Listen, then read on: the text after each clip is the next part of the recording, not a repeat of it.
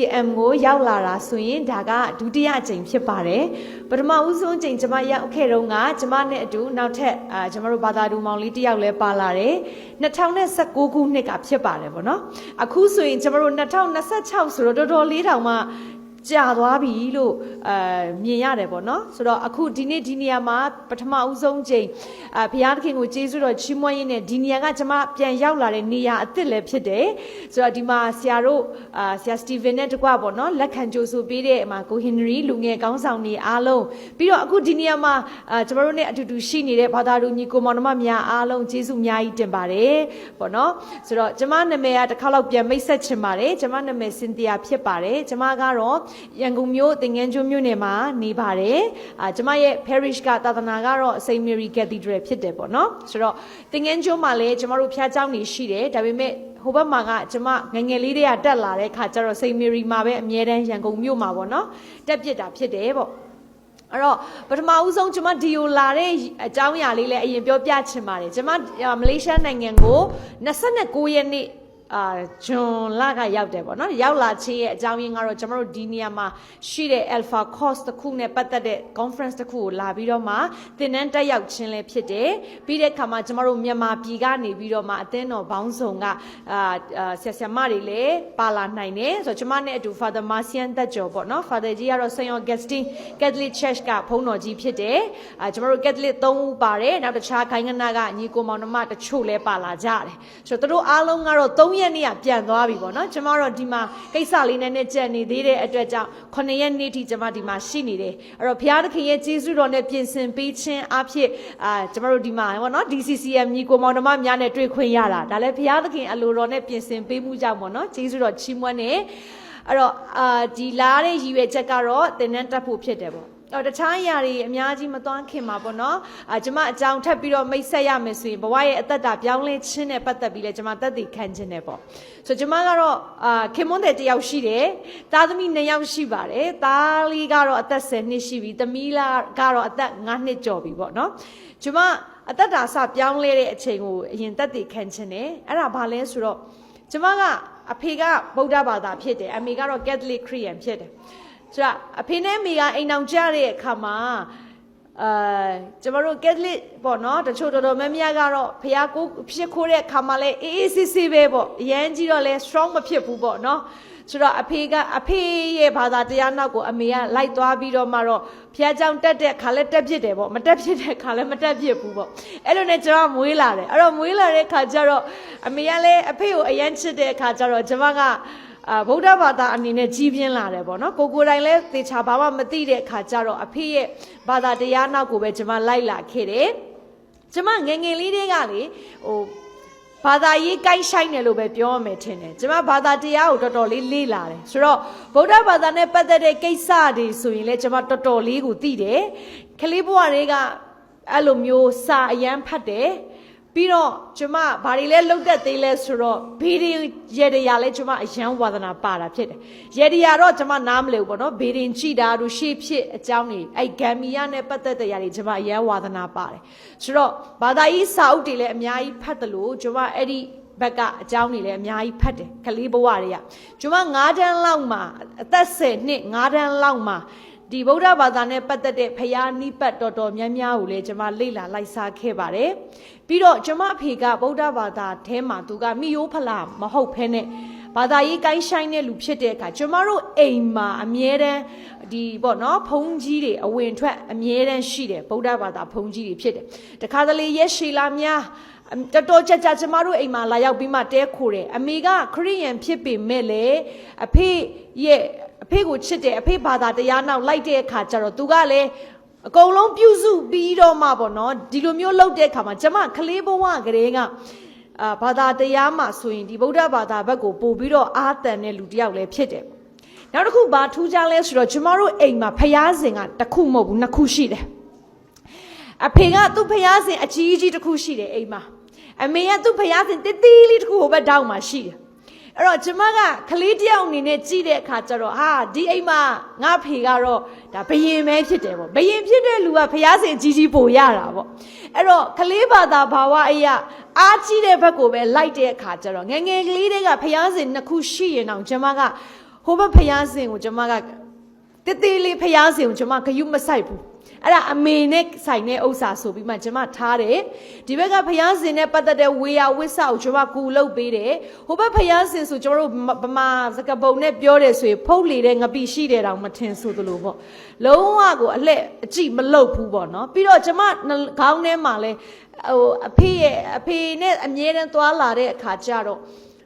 ဒီဘက်ကဘာသာတရားကိုပဲအရန်ကိုပို့ပြီးတော့မှစိတ်အားထက်သန်တဲ့အခါမှာလုံးဝအမေရဲ့ဖျားစင်ဘက်ကိုကျွန်မလှည့်မကြည့်ဘူးပြီးရင်ကျွန်မအဖေကဘာလုပ်လို့ရှိလဲဆိုတော့ကျွန်မရဲ့မွေးနေ့တိုင်းမှာကလေးဘဝကနေကြီးလာတဲ့အရွယ်လူမန်းတိတက်လို့လူတိတက်တာကြော်သွားတဲ့အရွယ်အထိအဖေကကျွန်မမွေးနေ့ရောက်တိုင်းမှာဘာလုပ်လဲဆိုတော့ဘုန်းကြီးကျောင်းကိုခေါ်သွားလေးရှိတယ်ဘုန်းကြီးကျောင်းကိုခေါ်သွားပြီးတော့သူကအဲ့ဒီမှာဘုန်းကြီးတွေကိုစွန့်ကတ်တာတို့ဘာတို့ပေါ့နော်ပြီးရင်ရိုးတန်းတန်းပဲမဟုတ်ဘဲနဲ့နောက်ရက်ကြရင်ကျမမွေးနေ့ကိုဘုန်းကြီးကျောင်းမှာဆွန်းကျွေးတယ်အဖေကအဲ့လိုမျိုးတွေလုပ်ပေးတယ်ဆိုတော့ကျမဘာကိုပြောချင်လဲဆိုတော့မွေးကလေးကနေကျမကြီးပြင်းလာတာကကက်သလစ်အိမ်တော်မဟုတ်ဘဲနဲ့ဖျားစင်တော့ရှိတယ်ဒါပေမဲ့ဖျားမရှိတဲ့အသက်တာနဲ့ပဲကျမကြီးပြင်းလာတာဖြစ်တယ်အခြားဘာသာရေးဘက်မှာစိတ်အားကြီးပြီးမှပြောရမယ်ဆိုရင်ဘာသာတရားတစ်ခုကိုအပေါ်ယံသိတာမဟုတ်ဘဲနဲ့တော်တော်လေးလေးနက်နက်ကိုသိထားနားလည်ပြီးတော့ကျွန်မကြီးပြင်းလာတော့အမျိုးသမီးတစ်ယောက်ဖြစ်ပါတယ်အဲ့ဒီလိုနဲ့ကျွန်မအသက်73နှစ်ရောက်လာတဲ့အခါမှာပေါ့နော်73နှစ်လောက်ရောက်လာတဲ့အခါမှာကျွန်မတို့အိမ်တောင်မှာအမြဲတမ်းမိသားစုမှာဘာဖြစ်လဲဆိုတော့အဖေကတဘာသာအမေကတဘာသာဖြစ်တဲ့အခါမှာဘာသာရေးနဲ့ပတ်သက်ပြီးတော့ကျွန်မတို့ဘုရားကျောင်းတက်မယ်ဆိုတော့ကျွန်မတို့ကဘုရားကျောင်းကိုဘယ်လိုတက်လဲဆိုတော့ခရစ်မတ်တရက်တစ်နှစ်မှာတစ်ခါအမြဲတမ်းပုံမှန်တက်တယ်ပြောရင်ကျမတို့ခရစ်မတ်ခရစ်ယာန်လို့ကျမအမေပေါ့ကျမတို့ကဘာဖြစ်လို့အဲ့လိုတက်လဲဆိုတော့လေခရစ်မတ်ဆိုရင်အမျိုးတွေစုံတယ်တစ်ချက်ကပြီးတော့နောက်တစ်ချက်ကအင်ကြီးအသေးရတယ်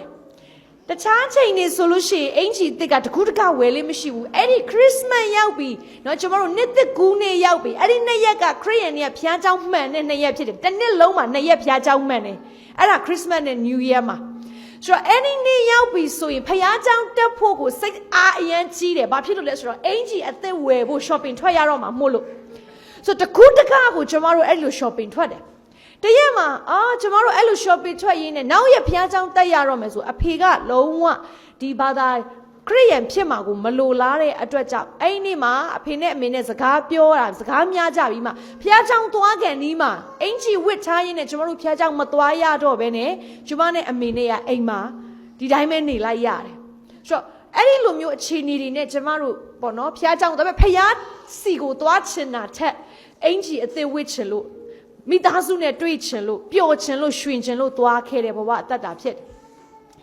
အဲ့တော့အိမ်တော်ထဲမှာကျမတို့ကျမအဖေနဲ့အမေကခဏအဲ့ဒီလိုရန်ဖြစ်တယ်ကျမကမိသားစုထဲမှာသားသမီးတစ်ယောက်တည်းဖြစ်ပါတယ်ဆိုတော့ကျမကမွေးချင်းလည်းမရှိဘူးမောင်နှမလည်းမရှိဘူးအဲ့ပြောရမယ်ဆိုရင်တကယ်လို့အိမ်မှာပြဿနာအခက်အခဲဖြစ်လာရင်ကျမမှာဘသူ့ကိုမှပြောရမယ်လို့မရှိဘူး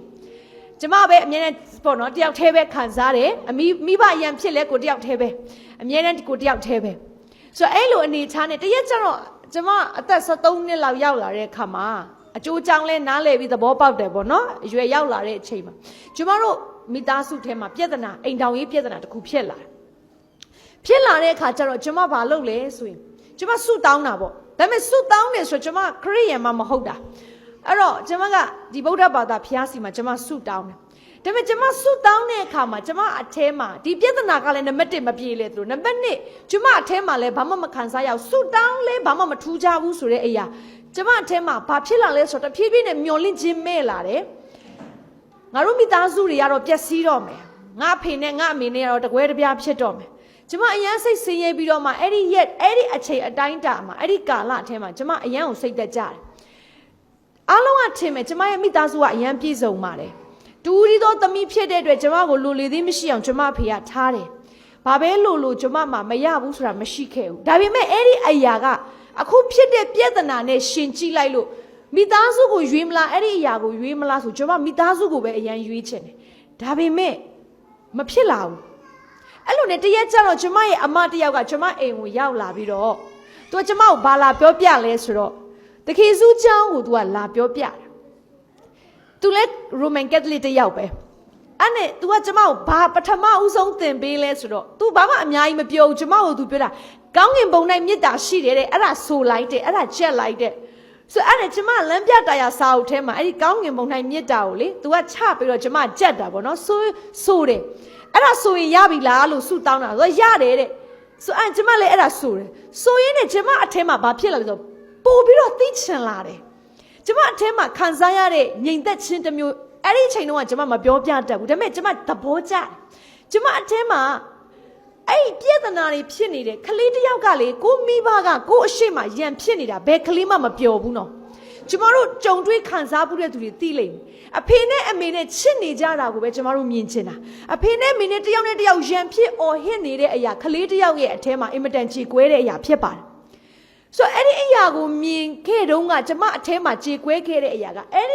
ီမြစ်တာနော်အဲ့ဒီတမချန်းစာအဲ့ဒီအရာကိုကျမအထဲမှာဆူလိုက်တဲ့အချိန်ကျမကြက်နေတဲ့အချိန်မှာကျမအထဲမှာအရန်ထူးဆန်းတဲ့ငြိမ်သက်ခြင်းတစ်ခုလားပြီးတော့ဒါမှမဟုတ်ကျမကိုလေနှစ်သိမ့်ပေးတဲ့အရာတစ်ခုလို့ကျမခံစားရတော့ကျမအဲ့နဲ့ဒီအမအောင်မေးတယ်အမလို့ကျမအဲ့ဒီဖယားအကြောင်းကျမပိုသိချင်တယ်လို့သူ့ကိုမေးတဲ့အခါကျမကိုဘာပြောလဲဆိုတော့ငါလည်းအဲ့လောက်ပဲသိတယ်တဲ့အဲ့ဒီကောင်းကင်ဘုံမြတ်တာတပုတ်ပဲငါလည်းရတယ်တဲ့ဟာဒါဆိုဘလို့ဆက်သိရမလဲဆိုအမေကိုမေးတော့လဲအမေကငါလည်းမသိဘူးတဲ့မပြောပြတတ်ဘူးတဲ့ဟာအဲ့ဒီမှာကျမဘာမြင်ရလဲဆိုတော့လေဒါအခုမှပြန်သိတာပေါ့နော်ကျမတို့ကက်သလစ်တွေကလ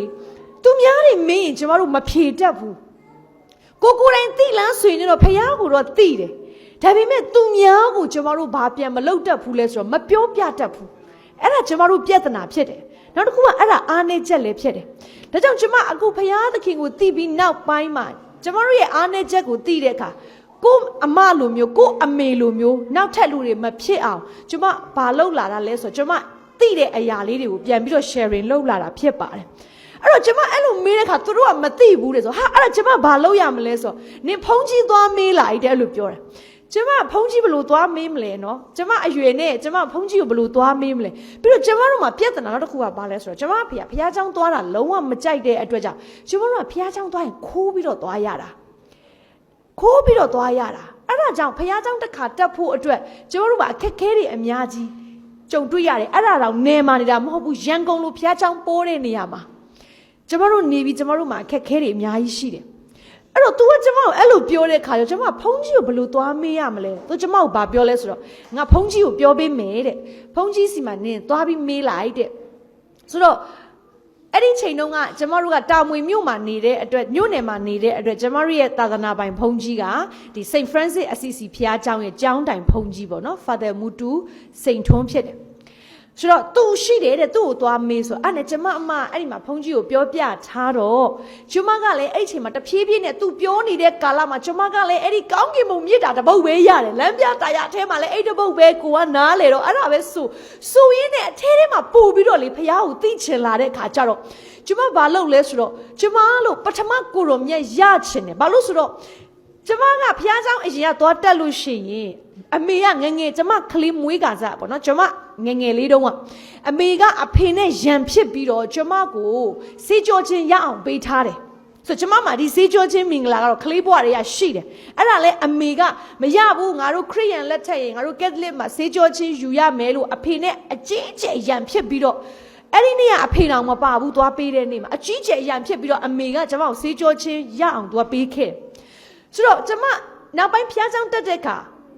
ကျမထက်ငယ်တဲ့ကလေးတွေကလေအရှိသွားပြီးတော့အဲ့ချိန်ကျမ73နှစ်ကျမထက်ငယ်တဲ့7နှစ်10နှစ်ကလေးတွေကကိုရိုမြတ်သွားပြင်ကျမတို့ချီပြီးတော့အရန်အားကြတာဒါပေမဲ့ကိုကသွားလို့မရဘူးကိုကအသက်က73နှစ်14နှစ်ဖြစ်နေကိုကသွားလို့မရခဲ့ဘူးသူတို့ကြည့်ပြီးကျမအားကြတော့အမြဲတမ်းကျမတို့ Saint Francis ဘုရားကျောင်းမှာဒီအရှိမလောက်ဝါကတိုင်ကအကြီးကြီးရှိတယ်အဲ့မှာလဲတခေစုရုပ်ကျမအမြဲတမ်းဆုတောင်းတာတခေစုကျမပထမကိုရိုမြတ်ရခြင်းတယ်ပေါ့နော်ဒီ communion ဝင်ခြင်းတယ်ကျမအမြဲတမ်းဆုတောင်းတယ်ခဏဆုတောင်းတယ်အဲ့နဲ့ကျမအမဖုန်းကြီးကိုလည်းသွားပြောပြီးတော့ကျမသူ့တခါတည်းပြောလိုက်တယ်ကျမပထမကိုရိုမြတ်လိုချင်တယ်ဖုန်းကြီးကလှုပ်ပေးလို့ရမလားအမကကျမကိုကြည့်ပြီးတော့ဟဲတဲ့အဲ့ဒီလိုလှုပ်လို့မရဘူးလေ तू ဟာတဲ့ရက်နဲ့တက်ရတာတဲ့ဆိုဟာရက်နဲ့တော့တက်လို့မရဘူးကျမအဖေသိကျမတို့တတ်ခံရမှာကျမတို့အကြီးကျယ်ပြဿနာတက်မှာဆိုအဲ့နဲ့ဖုန်းကြီးကိုလည်းပြောပြီးတော့ဘုရားသခင်ရဲ့ကျေးဇူးတော်ဖြစ်ပါတယ်ဖုန်းကြီးကဘာပြောလဲဆိုတော့အဲ့ဒါဆိုဒီလိုလှုပ်တဲ့နင်တို့ငါတဲ့ရက်တိုတင်နှန်းပေးမယ်တဲ့ နော်ကျမအဲ့ဒီလိုမျိုးအခွင့်အရေးရခဲ့တာဖြစ်တယ်ရက်တူတင်နှန်းပေးမယ်ဆိုကျမနဲ့ကျမရဲ့နောက်ထပ်အမတစ်ယောက်နဲ့နှစ်ယောက်သွားပြီးတော့တက်မယ်ဆိုပြီးကျမတို့ဘာလုပ်လဲဆိုတော့ကျမအဲ့ဒီမနက်ပိုင်းမှာအဖေကကျမတို့အိမ်မှာတော့မနက်ဆိုအိမ်နေတဲ့အချိန်ကျမကြောင်းကနေဆိုတော့အစောကြီးသွားရတယ်ကျမတို့သားမိဘာလုပ်လဲဆိုတော့ဘုန်းကြီးကပြောတယ်အဲ့တပတ်ထဲကို3ရက်ဇက်တိုက်လာခဲ့တဲ့အဲ့ဒီမှာဘုရားစကားသင်မယ်အဲ့ဒါပြီးရင်ပထမကိုတော်မြတ်ပေးမယ်နားလည်မှုနဲ့လုပ်ရတဲ့အရာဖြစ်တယ်ကျမတို့အဲ့ဒီ3ရက်ကိုဘယ်လိုထွက်ရမလဲကျမတို့သားမိနဲ့စဉ်းစားတော့ကျမတို့ဘာလုပ်လဲဆိုတော့ကြောင်းကားမောင်းတဲ့ဦးလေးယူကျမတို့ဘာပြောကျမတို့ကြောင်းကားအမြဲတမ်းအဲ့ဘုရားကျောင်းရှိရဖြတ်တယ်ကျမနဲ့ကျမအမေအဲ့ဘုရားကျောင်းရှိမှချပေးခဲ့လို့အပြန်ကြရင်ကျမတို့နှစ်ယောက်ကိုပြန်လာကြိုပေးလို့ဆိုအဖိုးကြီးကလည်းအေးဟုတ်ပြီတဲ့ပြီးရောတဲ့နေ့မေကလက်ခံတယ်ကျမမေကိုယ်တိုင်အောက်ဆင်းပြောတာအဲ့ဒီလိုမျိုးအဲ့ဒါကျောင်းကသိရင်လည်းပြဿနာတက်မှာကျောင်းကားဦးလေးနဲ့ဒါပေမဲ့ဘုရားသခင်လှုပ်ပေးတဲ့အခါအရာအားလုံးကကျေးဇူးတော်အထက်မှာဒါပေမဲ့လေကျမတို့ဘက်ကနေဘာလုပ်ရလဲဆိုတော့အားထုတ်မှုတော့လိုအပ်တယ်ညီကိုမောင်နှမဘုရားနဲ့ကျမတို့စ조사ပြီးတော့တွေ့ဖို့ကျမအယံဘုရားကိုကျမရချင်လို့အဲ့ဒီကိုယ်တော်မြတ်ကိုရချင်လို့ကျမဘက်ကအားထုတ်ရတယ်အဖေကအိတ်တဲ့အချိန်မှာကျမကြောင်းအင်းကြီးပုံမှန်တိုင်းပဲလဲပြီးတော့သွားတယ်သွားပြီးတော့ကျောင်းကအဖေကိုနှုတ်ဆက်အဖေသမီးသွားတော့မယ်ကျောင်းတော်တော့မယ်ပညာနှုတ်ဆက်ပြီးကျမထွက်သွားပြီးဆိုတာနဲ့ကျောင်းကဦးလေးနဲ့အဲ့ဒီဘုရားကျောင်းနဲ့ကျမအိမ်နဲ့10မိနစ်အကွာပဲအဲ့ဒီရှေ့မှာရောက်ပြီးဆိုကျမနဲ့ကျမအမအမြန်ကျောင်းကားဘွားနေစင်ကျောင်းကားဘွားကလေးတွေအကုန်လုံးကကျမတို့ကိုကြည့်နေတယ်ကျောင်းပြေးတဲ့အဖွဲ့ပေါ့ကျောင်းကားလည်းရက်ပြီးတယ်ဆိုသူတို့ကလည်းကျမတို့ကြည့်ကျောင်းထိမလိုက်ပဲဘာလို့သူတို့ဒီမှာရက်ကြံခဲ့လဲပြီးတာနဲ့စင်းမြနဲ့ကျမဟိုကြည့်ဒီကြည့်ကြည့်နဲ့ဘုရားကျောင်းနဲ့ကိုပြေးတော့တာဆိုကျောင်းအင်ဂျီနဲ့ကျောင်းတက်တဲ့အချိန်မှာဘုရားကျောင်းနဲ့သွားလို့မရဘူးလေဆိုအားလုံးကအဲ့ဒီချိန်မှာကျမတို့ဂျုံသွားရုံစင်ကျမတို့အဲ့ဒီဘုရားကျောင်းတစ်ခုရဲ့ဘေးမှာလည်းကျောင်းနှစ်ကျောင်းရှိတယ်ဘုရားကျောင်းနဲ့ကိုလစ်ခနဲ့ကျမတို့ဝင်ပြေးတာကျမတစ်ဖက်ကလည်းကြောက်တယ်အဖေကနောက်ရောက်ခံလိုက်လာပြီးတော့အဲ့ဒီတော့ကြောက်တာပေါ့လေအခုကတော့ဘယ်လိုက်မလဲနော်နောက်ရောက်ခံလိုက်လာပြီးတော့ငါတို့ဘုရားကျောင်းနဲ့ကနေနဲ့ရွက်ဆွဲပြီးတော့ဆွဲထုတ်ရင်ဘယ်လိုလုပ်မလဲဆိုအဲ့ဒီလိုကြောက်ပြီးမှဘုရားကျောင်းနဲ့ကျမတို့နှစ်ယောက်တကုံပြေးတာပြေးလေပြေးပြီးတော့ဘုန်းကြီးကလည်းသူအလုပ်အားပြီးဆိုသူရုံကန်ထဲမှာလာထိုင်အဲ့မှာကျမတို့နင်တို့ဘာသိချင်တာလဲသိချင်တာတော့အကုန်ပဲကိုတော့အကုန်ပဲပြောပြတော့ဆိုဘုန်းကြီးကကျမတို့ကိုနော်ဒီဘုရားနဲ့ပတ်သက်တဲ့အကြောင်းအရာတွေသင်ပေးတယ်ကျမဘဝမှာခလေးတွေလိုမျိုးလေပထမကိုရောမြတ်ရဖို့ Sunday School တက်ရတယ်ဆိုတဲ့အတွေ့အကြုံဘဝမှာတစ်ခါမှမရှိခဲ့ဘူးအရင်တော့အရန်ဝမ်းနေတယ်ဒါပေမဲ့အခုကတော့ပြဿနာမရှိတော့ပါဘူးပေါ့ဆိုတော့အဲ့လို Sunday School တက်တဲ့ခလေးတွေတွေ့ရင်လည်းအရန်အားကြခဲ့တယ်ဆိုအဲ့လိုနဲ့ဘုန်းကြီးက3ရက်သင်ပြီးတော့ကျွန်မမရဘုန်းကြီးကိုကျွန်တော်တို့မေးတဲ့စကားတစ်ခုရှိတယ်ဖတ်တယ်လို့တရားထောက်ကမိန်းကလေးထောက်လို့မရဘူးလားဆိုဘုန်းကြီးကကျွန်တော်တို့ကြည့်ရနင်တို့ဘယ်လိုမေးခွန်းမေးတာလဲသိချင်လို့ဘုရားနဲ့ပတ်သက်ရင်အကုန်လှုပ်ချင်လို့ဘုရားအတွက်ဆက်ကက်ချင်လို့မေးတော့ကိုရောလို့ကျွန်တော်တို့အဲ့ဒီလူမျိုးတရားထောက်လို့မရဘူးလားလို့မေးတော့တော့ဘာပြောဆိုတရားထောက်မိန်းကလေးထောက်လို့ရပါတယ်ဒါပေမဲ့ဘုန်းကြီးနဲ့ကြတော့နင်တို့ပေါက်တရားလို့ဘုန်းကြီးခေါင်းခောက်တယ်ပါကြတော့မကောင်းဘူးလေတဲ့တရားထောက်တာမိန်းကလေးမထောက်ရဘူးဆိုတာမရှိပါဘူးတဲ့ထောက်လို့ရပါတယ်တဲ့အဲဒီလိုမျိုးအခြေအနေလေးတွေရှိလို့ဆိုယောက်ျားလေးကိုပေးထောက်တာဟုတ်တယ်ပေါ့ဆိုတော့ပြောရရင်ကျွန်မ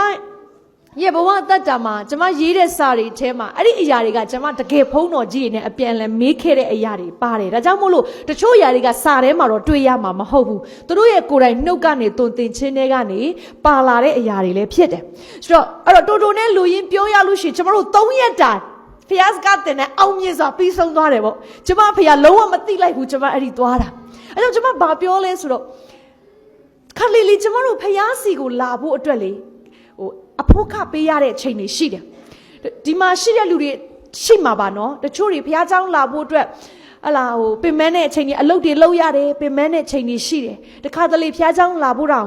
ကားမရှိတဲ့အချိန်တွေလည်းရှိကောင်းရှိမယ်တခါတလေကျမတို့အလုပ်ကမပိတ်လို့ဒီတရက်ကလေးပဲနားရလို့ရှိကောင်းရှိမယ်ဒါပေမဲ့ကျမဘာပြောချင်လဲဆိုတော့ဖယားစီကိုကျမတို့လာတဲ့အခါမှာလက်ချင်းတက်တက်လာတာကျမတို့လက်ချင်းတက်တက်လို့ပြောတဲ့အခါမှာပတ်စံတစ်ခုတည်းကိုပဲမမြင်နဲ့ကျမတို့နားရမယ့်အချိန်ကိုဖယားကိုပေးလိုက်ခြင်းရလဲဖယားတခင်အရန်နှစ်သက်တယ်ဒီနေ့ဆိုရင်တကယ်ကကျမ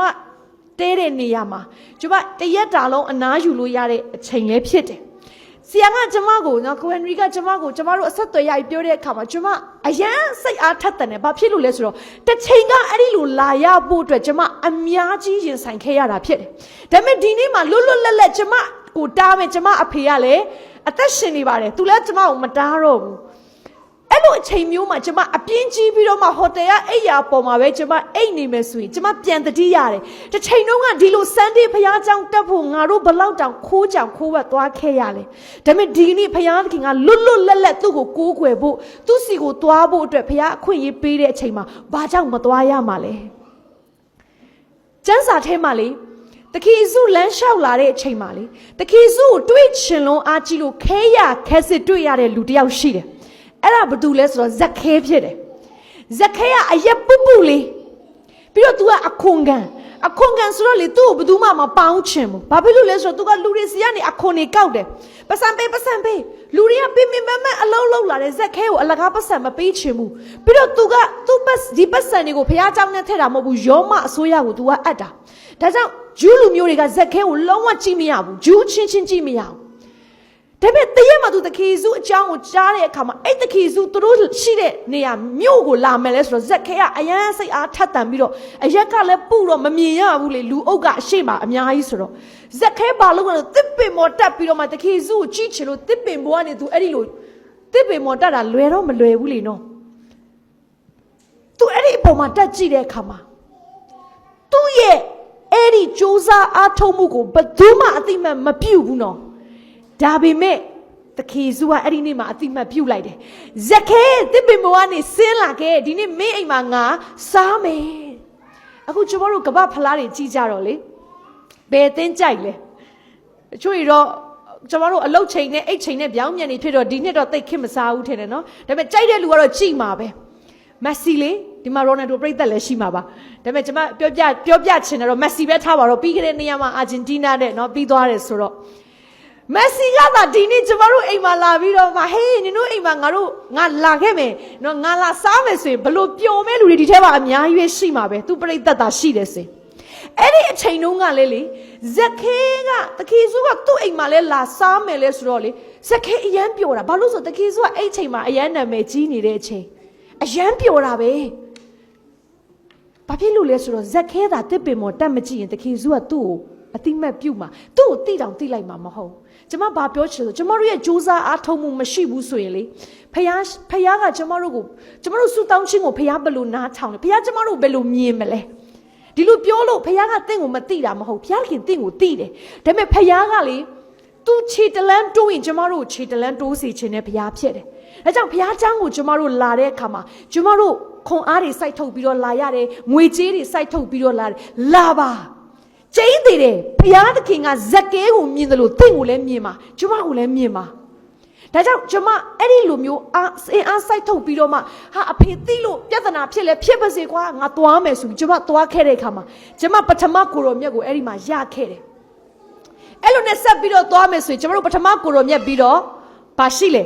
ဒုတိယကိုရောမြတ်ဆက်ပြီးသွားရတယ်နော် confirmation ဆက်ပြီးတော့သွားရတယ်ကျမစိတ်ထဲမှာထင်တာကအဲ့တခုပြီးပြီလို့ထင်တာလေတကယ်ကျတော့ဟိုအမမဟုတ်ဘူးနောက်ထပ်အမတယောက်ကထပ်ရောက်လာပြီးမှဟေးတယ်နင် confirmation ရပြီလားဟေး confirmation ထပ်လို့သေးတာလားပထမကိုရောမြင့်နေတော့တော်တခိုးလို့တဝက်လို့သွားခဲ့ရပြီနောက်တစ်ခုသာထပ်ယူရလို့ရှင်တော့ဒီတစ်ခါအဖေသိတော့မှကျင်းနေတယ်ကျမဖယားရှင်ရှိတစ်ခါထပ်ပြီးတော့ဆုတာတယ်ဖယားသခင်ကျမဘယ်လိုလုပ်ရမလဲအမကပြောတယ်အဲ့ဒီ confirmation ရမှကောင်းကင်နိုင်ငံရောက်မယ်လို့ပြောတယ်ကိုတော့ကျမအဖေသိသွားရင်တော့ဒီတစ်ခါထပ်ပြဿနာတက်မှာအပြင်တစ်ခေါက်ကအဖေမသိဘူးဒီတစ်ခါတော့လွယ်ပါမလားမသိဘူးကျမလည်းအဲ့အချိန်မှာ10တန်းရောက်နေပြီဒါပေမဲ့ကျမစိတ်ထဲမှာဘာခံစားရလဲဆိုတော့ဖယားကလှုပ်ပါလို့ပြောရင်ငါလှုပ်မယ်သွားရမှာပေါ့အဲ့နဲ့ကျမတို့တာမီးတွေကိုထပ်ပြီးတော့ဆူတောင်းကြတယ်အဲ့တော့ဘာဖြစ်ပြီလဲဆိုတော့10တန်းရောက်ပြီဆိုတော့ကျမတို့မှာကျူရှင်တွေအများကြီးတက်ရပြီအဲ့တော့ကျမတို့ဘာလုပ်လဲဆိုတော့ကျူရှင်တက်တယ်ဆိုပြီးအဖေကိုအကြောင်းပြပြီးတော့ Sunday School အဲ့အချိန်မှာကျမတက်တယ် Sunday School မှာကြိလိုက်တဲ့အခါမှာကလေးတွေကလေ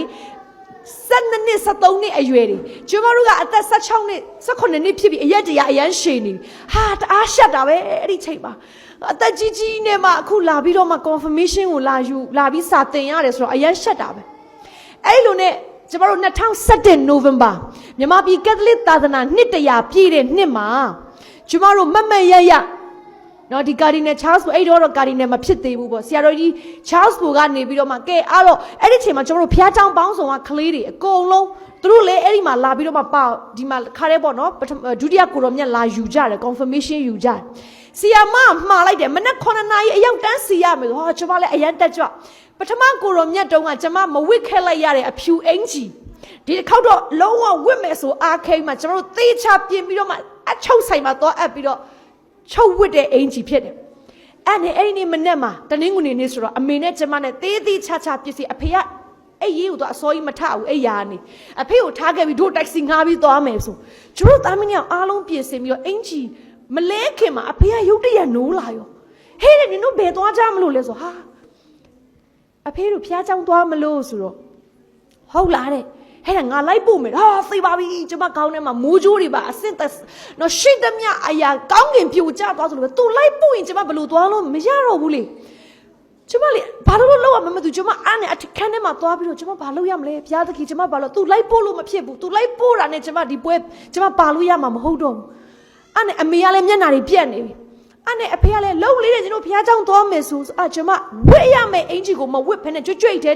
ခောက်ပြီးတော့မှအိတ်ထဲထည့်လာဘုရားကျောင်းသွားခံဒီမှာကျမမောင်လေးစောစောကပြီးခဲ့တဲ့2019မှာရောက်လာတဲ့ဆရာရူလန်သူ့ကိုလည်းဝင်ခေါ်ရသေးတယ်သူကလည်းကျမတို့နဲ့အတူတစ်နှစ်ထဲ confirmation ယူမှာသူတို့ကတာမွေသာသနာပေါ့ကျမတို့ကဒီဘက်မြို့တယ်ကလေးတွေအကုန်လုံးအဖြူဝမ်းဆက်နဲ့တန်းစီနေတာတွေ့တော့အဖေကမင်းကလည်းအဖြူသူတို့ကလည်းအဖြူတယ်ကလေးတွေအကုန်လုံးကတန်းစီနေပြီကျမတို့9မိနစ်ပဲချိန်ရတော့တယ်အဲ့ဒါနဲ့ဘာလို့မင်းလည်းမသိတော့ကျမပြေးပြီးအမေကြီးကျမအဖွားအိမ်နားမှာရှိတယ်အဖွားအိမ်ကိုကျမဟိုဘက်ကိုထွက်သွားကျမဘုရားကျောင်းထဲမဝင်သေးဘူးကျမဘာလုပ်လဲကားတွေလဲလာလာလဲကျမမသိတော့ဘူးဆီယမခဏနေခန်းထဲဝင်တော့မှဘုရားကျောင်းထဲဝင်တော့မှတန်းစီနေပြီကျမအတကုံအဲ့ဒီအိတ်ကိုပိုက်ပြီးတော့မှပြေးတာကားလာတာလည်းမသိဘူးဖြတ်တာလည်းမသိဘူးကားသာဖြတ်တိုက်ရင်အဲ့ဒီနေတွေကတေနေလောက်ပြီဒါပေမဲ့ဘုရားကျေးဇူးတော်ကြောင့်အဖွားအိမ်ကိုဆက်ဆက်ရမြတ်ရောက်တော့အိုရောက်တော့အကုန်ချွေးတွေရွှဲနေတော့အဖွားကနေဘာလုပ်လာတာလဲချွေးတွေနဲ့ဆိုတော့ကျမသူ့ဖြည့်ရှင်းချိန်လည်းမရဘူးဝစ်လာတဲ့အင်ဂျီတွေချွတ်အဲ့ဒီကိုအင်ဂျီကိုကောက်လဲပြီးတာနဲ့တခါတည်းချွေးတုပ်ပြီးတော့ဘုရားကျောင်းပြန်ပြေးဟိုရောက်တော့ဆရာမဟေးနောက်ကျနေပြီဒီချိန်မှမဟုတ်ဘူးမပြောတော့ဘူးသူလည်းမပြောနိုင်တော့တော်သေးတာပေါ့ဘုရားကျောင်းမှာဝင်ကန်ဒီနောက်ဆုံးမှာအရက်အရှိဆုံး2ယောက်ကလန်ကလားနဲ့အနောက်မှာတန်းစီရှိမှကလေးတွေကအများကြီးပဲဘုရားကျောင်းထဲဝင်သွားတယ်အဲ့ဒီနေ့မှာမမရကျမဘဝမှာတစ်သက်လုံးမမေ့နိုင်တဲ့စကားကဘာလဲဆိုတော့ဆရာတော်ကြီးကကျမကိုပါပုတ်ပြီးအကုန်လုံးကိုပုတ်တာပါနော်ပုတ်ပြီးတော့မှသူပြောတဲ့စကားကဘာလဲဆိုတော့သင်ဒီခရစ်တော်ရဲ့တန်တမန်ဖြစ်တယ်တဲ့ဒီနေ့အဲ့ဒီစကားကိုဒီမှာ confirmation ရထားတဲ့သူတွေလည်းမှတ်မိကြလိမ့်မယ်လို့ကျွန်မယုံကြည်တယ်အဲ့ဒီအချိန်တုန်းကအဖြစ်အပျက်ကိုမှတ်မိမယ်လို့ယုံကြည်တယ်ဒီနေ့ဘာကြောင့်ကျွန်မတို့ခရစ်တော်ရဲ့တန်တမန်လို့ပြောလဲဆိုတော့ကျွန်မတို့ကတာမန်ယုံကြည်သူတာမန်ဘာသာသူပဲမဟုတ်ဘူးကျွန်မတို့ကခရစ်တော်ကိုကိုယ်စားပြုတော်သူတွေဖြစ်တယ်ကျွန်မတို့ရောက်တဲ့နေရာရှိတဲ့နေရာမှာကျွန်မတို့ကိုမြင်လိုက်တာနဲ့လူတွေကကျမတို့လက်ဝါးကတိုင်းဆွဲထားလို့ခရစ်ယာန်မှန်သိတာမဟုတ်ဘူးကျမတို့ရဲ့အပြောဆိုအပြုမှုအကျင့်ကျင့်အနေထိုင်အားလုံးကခရစ်တော်ကိုကိုယ်စားပြုတော်သူတွေဖြစ်တယ်ဆိုတဲ့အရည်ရွယ်ချက်နဲ့ကျမတို့ကိုတန်ရှင်တော်ဝိညာဉ်တော်ခံရတဲ့နေ့မှာအတည်ပြုပေးတယ် confirm လုပ်ပေးတယ်သင်ဟာခရစ်တော်ရဲ့တန်တမန်ဖြစ်တယ်အဲ့ဒီနေ့ကအဲ့ဒီစကားကိုကျွန်မကြားတဲ့အခါမှာကြက်သိမ်းမွေးညင်းထားလာအောင်ဖြစ်တယ်ဒါပေမဲ့အဲ့ဒီအချိန်မှာကျွန်မကတာမန်ကျောင်းသူတယောက်ပါပဲဆယ်တန်းဆောင်ဝဲဖြေဖို့စူးစမ်းနေတဲ့ကျောင်းသူတယောက်ပဲဒါပေမဲ့အဲ့ဒီနေ့မှာဆရာတော်ကြီးကအဲ့ဒီစကားကိုပြောလိုက်တယ်ဆိုတော့အဲ့လိုနဲ့ကျွန်မကျေးဇူးတော်ကြောင့်အားလုံးပြီးစီးသွားတယ် confirmation မှာရတော့အဖေကလုံးဝမသိလိုက်ဘူးအဲ့တော့ကျွန်မဆယ်တန်းအောင်တယ်တက္ကသိုလ်တက်တယ်ကျွန်မရဲ့ပတ်ဝန်းကျင်အတိုင်းဝိုင်းမှာကျွန်မကိုမင်းရင်မင်းဘာသာကိုးကွယ်ဆိုကျွန်မခရစ်ယာန်လို့ပဲပြောတာဒါပေမဲ့အဖေရှိမှကျွန်မမပြောရဘူး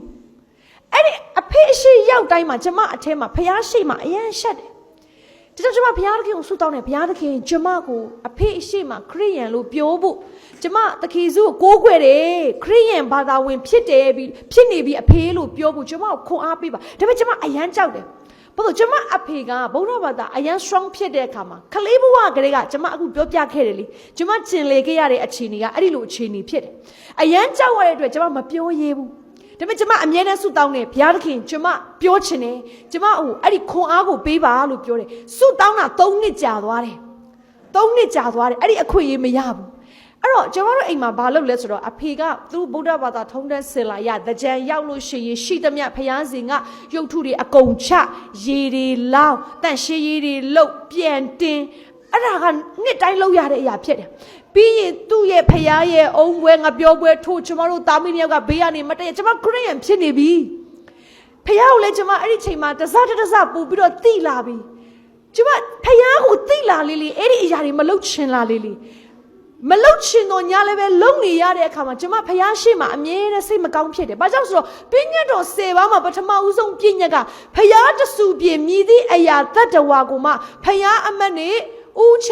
ဝိမပြုတ်နဲ့ဆိုတဲ့အရာပါတဲ့အခါအဲ့ဒီအရာရှိမှကျမမတ်တက်သွားရတဲ့အတိုင်းမှာကျမအထက်မှာအပြစ်ရှိတယ်လို့ခံစားရတယ်။ကျမမပျော်တော့ဘူး။အရင်တော့အရန်ပျော်တယ်ဟာသကြံဆိုလဲပျော်တာပဲဟိုဘာလဲတည်င်းကျွတ်ဆိုလဲပျော်တာပဲရှိသမျှပွဲအကုန်ပျော်တာပဲ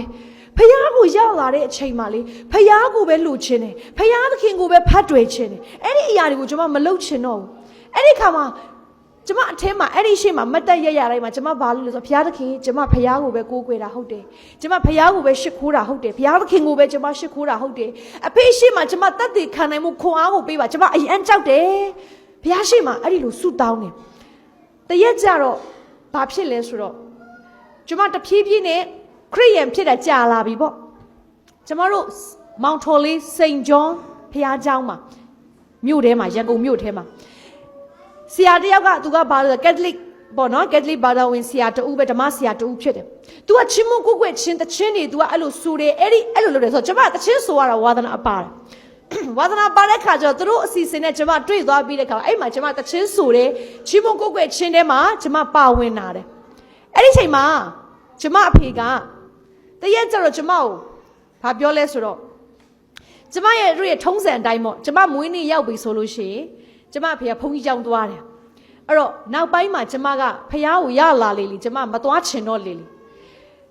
တရက်တော့ကျမမွေးနေ့ကရောက်လာမဲ့ကာလအချိန်မှာဘုန်းကြီးကျောင်းသွားရမယ့်အချိန်ရောက်လာပြီတာမီနှစ်ယောက်ဆုတောင်းတယ်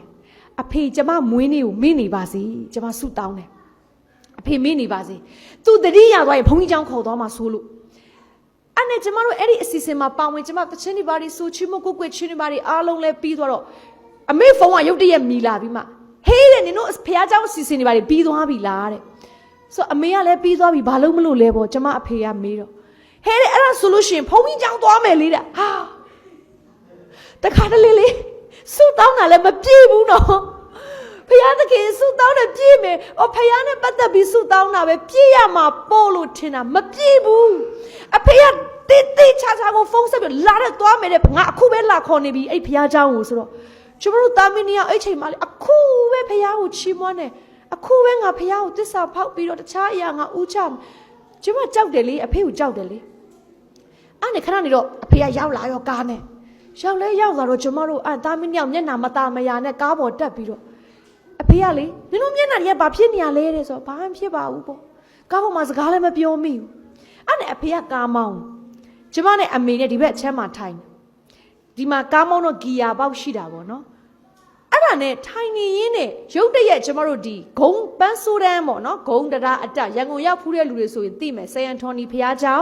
အရှိမဗလီရှိတယ်ဂုံတက်ပေါ့နော်တချို့မရောက်ဘူးလဲဘာမှဖြစ်ပါဘူးပြောပြတယ်ဆိုတော့အဲ့ဒီဂုံတက်နားမှာရုတ်တရက်လေကျမအထဲမှာဘာခံစားရလဲဆိုတော့ငါလုံးဝဒီလောက်ကိုမလုပ်တော့ဘူးငါဒီနေ့မှာငါမပြောရင်ငါမဖြစ်တော့ဘူးငါဒီနေ့မှာငါပြောမယ်ငါလုံးဝမသွားချင်ဘူးဒီဘုံကြီးเจ้าဆိုကျမလေအဲ့ချိန်မှာတော့မသိခဲ့ဘူးပေါ့နော်ဒါပေမဲ့ဒီနေ့မှာကျမပြန်သိတာအဲ့ဒါဘာလဲဆိုတော့တန်ရှင်သောဝိညာဉ်တော်ဖခင်ရဲ့မဆခြင်းဖြစ်တယ်ဆိုတာနားလေတယ်ဘာဖြစ်လို့လဲဆိုတော့ဝိညာဉ်တော်ဖခင်ကလေကျမတို့ကိုကျမ်းစာထဲမှာဘာပြောလဲဆိုတော့ကြောက်တတ်သောဖခင်သခင်ဒီကြောက်တတ်သောစိတ်တဘောကိုမပေးဘူးတဲ့ချစ်တတ်သောစိတ်ရှင်းလင်းသောစိတ်တကူပါသောစိတ်ကိုပေးတယ်ဒါကြောင့်တမန်တော်ဝိတ္ထုမှာလေ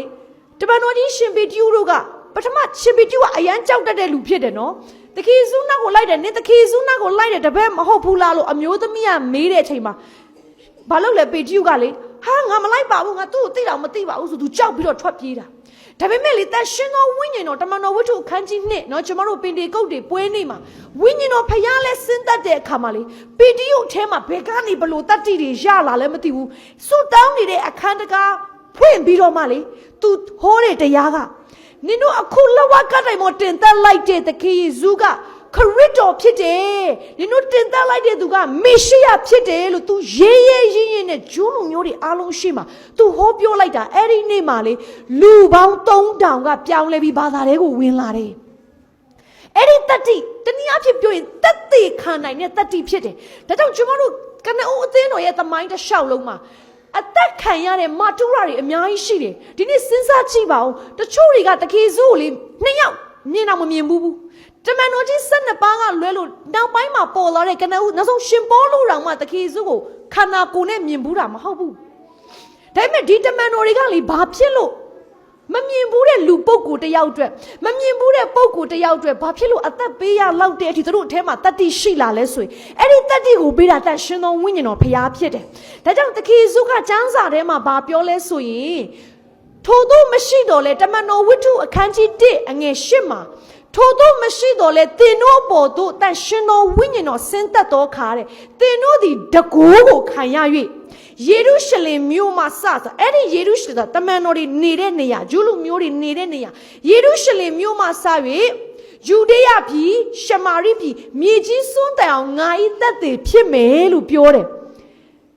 တရှင်တော်ဝိညာဉ်တော်ရောက်လာတဲ့အခါမှာကျမတို့အထက်မှာကြောက်နေတဲ့စိတ်တွေအကုန်လုံးကမရှိတော့ဘူးကျမတို့အထက်မှာစိုးရိမ်နေတဲ့အရာတွေအလုံးပျောက်ကွယ်သွားတယ်ယေရုရှလင်ဆိုတာကိုယ့်ရဲ့မိသားစုကိုနေတဲ့နေရာယူဒေယဆိုတာကိုယ့်ရဲ့ပတ်ဝန်းကျင်ရှမာရိဆိုတာကတပါးအမျိုးသားတွေ